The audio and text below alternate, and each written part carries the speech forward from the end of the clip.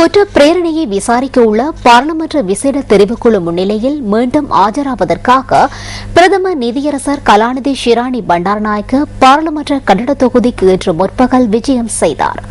கொழும்பு உயர் நீதிமன்ற கட்டட தொகுதியிலிருந்து பிரதம நீதியரசர் விசாரணைகளுக்காக பாராளுமன்றத்திற்கு சென்றார். குற்ற பிரேரணையை விசாரிக்க உள்ள பாராளுமன்ற விசேட தெரிவுக்குழு முன்னிலையில் ஆஜராவதற்கு முன்னர் பிரதம நீதியரசர் கலாநிதி ஷிராணி பண்டாரநாயக்க சமய அனுஷ்டானங்களில் ஈடுபட்டார்.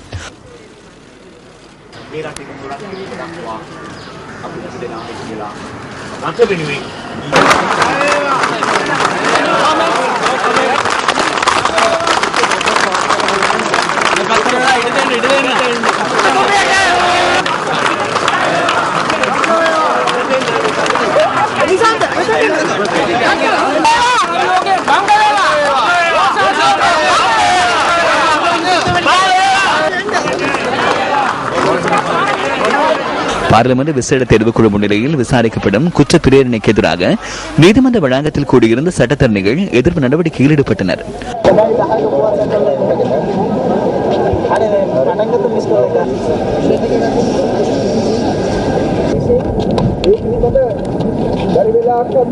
பிரதம நீதியரசருக்கு எதிரான குற்ற பிரேரணைக்கு ஆதரவு வழங்கி நீதிமன்ற கட்டட தொகுதிக்கு வெளியிலும் மேலும் சிலர் கூடியிருந்தனர்.